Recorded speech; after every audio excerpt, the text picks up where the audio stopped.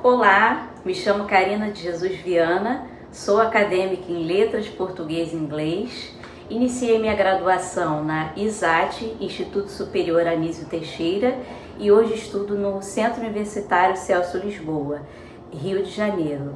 Estou no 6º período e estou aqui com a professora Priscila Sogas, professora de Língua Portuguesa e Língua Inglesa, que veio contribuir para o meu projeto de extensão na disciplina Linguística Aplicada em Língua Portuguesa 4, lecionada pela professora Carolina Alves Fontinelli.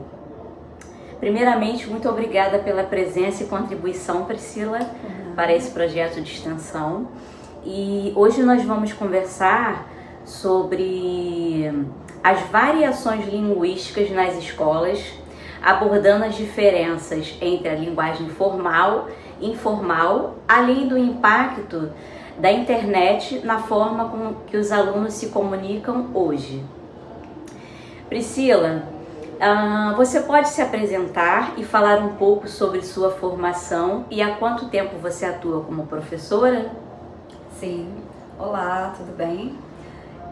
Meu nome é Priscila, Sogas. Eu já estou formada há 12 anos, me formei no Instituto Anísio Teixeira, o ISAT, e me formei em português e inglês, Eu comecei como professora de inglês e depois já de um tempo, com essa experiência de lecionar em escolas e cursos, eu fui convidada para atuar também na área de língua portuguesa. Legal. Priscila, em que nível de ensino você trabalha atualmente hoje? Ensino fundamental, médio?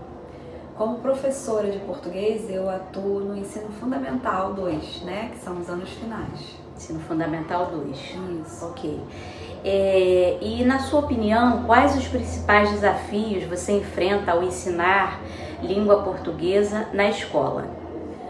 Os desafios são sempre os mesmos, são as turmas lotadas, 40 alunos, 30 e pouco, até uns 25 é tranquilo, mas passando desse número fica mais complicado. Turmas cheias. Isso, o desinteresse dos alunos, A maioria diz que não gosta de português, reclama.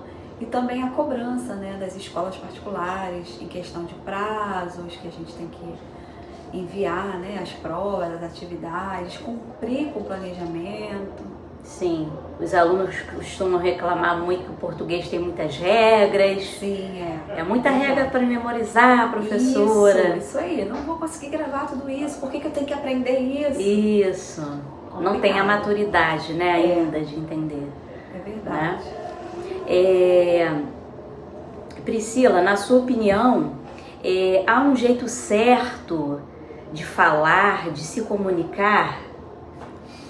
Eu acredito que o aluno ele pode se comunicar da forma que ele puder, Sim. E nós professores, nós estamos aptos ali para poder tentar compreender e ajudar esse aluno como a gente puder, Sim. Mas eu acredito que na língua falada é importante que o aluno possa se comunicar do jeito que ele puder, porque a gente sabe que existem vários tipos de aluno, de vários tipos de locais diferentes, então cada lugar a pessoa fala de uma forma diferente, assim como no interior, Sim. Como na cidade. Mas eu acredito que esse aluno, ele deva também saber a diferença da linguagem coloquial, para a linguagem formal. Então, eu acho que é importante que ele saiba, falar também e escrever de acordo com a norma culta. Tendo em vista que hoje os jovens, eles, como você falou bem, são diferentes contextos familiares, Sim. Diferentes contextos, até mesmo onde eles moram, da cidade onde eles vieram. Tem muitos alunos que, a gente está no Rio de Janeiro, tem muitos alunos que vieram de outras cidades, até mesmo de outros países. É verdade. E aí a gente tem que considerar tudo isso também, Claro. Então, e a língua, é importante a gente falar que a língua ela não é única, ela varia conforme a região, o grupo social, idade. Na verdade, a língua é um um objeto vivo. Isso mesmo. Né? Tá sempre ali em modificação, né? Isso.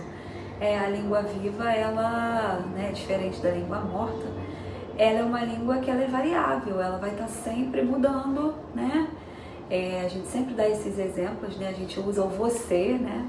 Que começou lá atrás como voz me ser, e aí ao longo do tempo foi mudando, foi se modificando, né? E hoje a gente tem aí o você. Isso. E que na linguagem do internetês virou VC, né? Isso. Então a língua, ela, quando ela é viva ainda, ela fica modificando e ela sofre variações também de acordo com as regiões. Isso, muito interessante, né? É verdade. E Priscila, qual a importância de ensinar a diferença, isso é muito interessante, ensinar a diferença entre a língua formal e informal, né? Muitas das vezes o aluno não sabe nem a diferença, né, do que é formal, do que é informal. Isso acontece muito. Às vezes aluno de ensino médio, né? Ou quando a gente está estudando inglês ou português, a gente sempre fala uso formal de alguns verbos, uso informal, e aí tem sempre umzinho, né, ou mais de um, que pergunta, professor, o que é formal ou informal? E aí a gente explica, né, que o uso informal é com quem a gente estabelece com pessoas que a gente tem mais intimidade, né, uma linguagem coloquial, né? Agora, o uso informal é o uso de acordo com a norma culta, né, com a gramática, né, de acordo com os livros. É uma linguagem que você vai usar melhor também na escrita. Então, é importante que o aluno saiba essa diferença para na hora dele fazer uma prova, ele fazer uma entrevista de emprego, né, para ele poder aprender a se comunicar, até mesmo quando ele chegar na faculdade. Exatamente. E muitos desses alunos só vão entender a importância disso e do português exatamente nessa hora, né? Na hora de fazer uma prova de concurso, na hora de fazer uma redação. É verdade, né? É mesmo. Isso é bem importante. E a língua portuguesa, ela mudou muito, né, Priscila? Desde o início da sua carreira, né, até hoje, entre os alunos, né? Hoje nós temos gírias, encurtamento de palavras, abreviações no WhatsApp, né? E isso, de certa forma, no ensino da gramática normativa, né, do português culto, eu entendo que os alunos tenham certa dificuldade, né? Sim, é verdade. O internetês, ele dominou o mundo todo, né? Essa linguagem aí, ela veio para ficar, né? Sim. Mesmo com algumas ressalvas de alguns gramáticos, né, em todo mundo, é uma linguagem que veio para ficar e a gente tem que aceitar, né? Existem até monografias, né, artigos científicos que falam sobre o uso do internetês, né, sobre essa não aceitação, né, dos gramáticos mais antigos, mas é importante que os alunos eles saibam, né, que esse uso do internetês ele deve ser usado, né, com moderação, porque a gente não pode usar a mesma língua informal, né, que a gente usa no internetês na internet, numa redação, né, numa monografia, num artigo, né, num trabalho que você passa para um aluno. Então é importante ele saber a diferença, né? Isso é bem interessante. É importante ele conhecer as duas formas, a norma culta, né, e o uso coloquial, o uso informal, inclusive abrangendo aí o internetês. Isso é bem interessante. No início você citou que muitos não sabem a diferença, e eu tive essa experiência no meu estágio na correção de uma redação de um aluno, né, que ele escrevia grande parte da redação dele ali, o texto com abreviações, até mesmo com gírias. E era nítido ali que ele não sabia, que ele não poderia usar aquilo ali naquela ocasião. Por isso a importância de que eles conheçam bem as duas formas, né? Para que eles vão aprender com os erros, vão aprender a diferença e vão aprender a diferenciar esses usos, né? Sim. Da língua formal e da língua informal. Então não é que não tenha que ter contato com o internetês, com essa linguagem, né, toda abreviada, com as gírias. De uma certa forma, para que ele tenha um olhar crítico quando ele for fazer uma redação, né, quando ele for fazer um trabalho, né? Então é importante que ele use, né, como eu falei, com cautela a linguagem, né, do internetês, a linguagem informal. Sim.